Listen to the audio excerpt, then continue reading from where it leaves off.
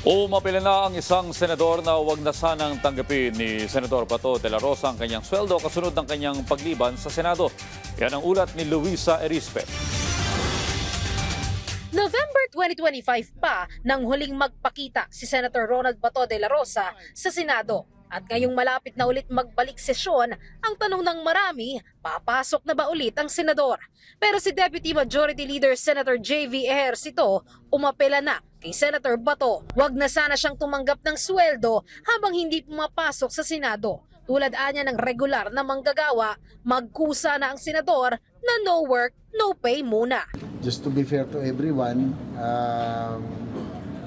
siguro kung voluntarily hinaangapil ako, kung i-waive niya na yung pagtanggap ng sahod at mga allowances, para maging para yung issue mismo, kahit pa paano, ma-address na. Kung susundin niya ang tamang proseso, matagal pa bago maaksyonan ng reklamo laban kay Bato na nakabinbin sa Ethics Committee dahil sa pag-absent niya.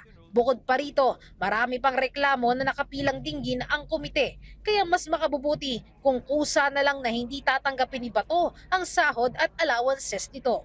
Ang basihan para sa complaint sa ethics. Alam naman na po natin na gusto man natin aksyonan, kapag sinunod mo ang proseso, talagang napakatagal. No? Una, pang-lima pa yung kaso niya. Pangalawa, wala ho sa rules ng Senate, so iintayin pa natin mag-resume ang plenary bago amyendahan yung rules. Sabi pa nga ni Senator JV, baka sakaling kapag ginawa ito ng senador, madismiss umano ang reklamong nakabinbin laban sa kanya. Dahil yun ang basis ng complaint, it might be basis for the dismissal. Kasi nga, kung talagang hindi niya natatanggapin yung sweldo niya, sahod niya, allowances, so wala nang basihan yung complaint. No? Pero yun nga, pag-uusapan pa ng committee members yan.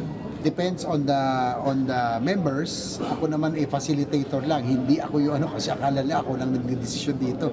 Sa ngayon, wala pa ring impormasyon kung nasaan na nga ba si Senator Bato de la Rosa.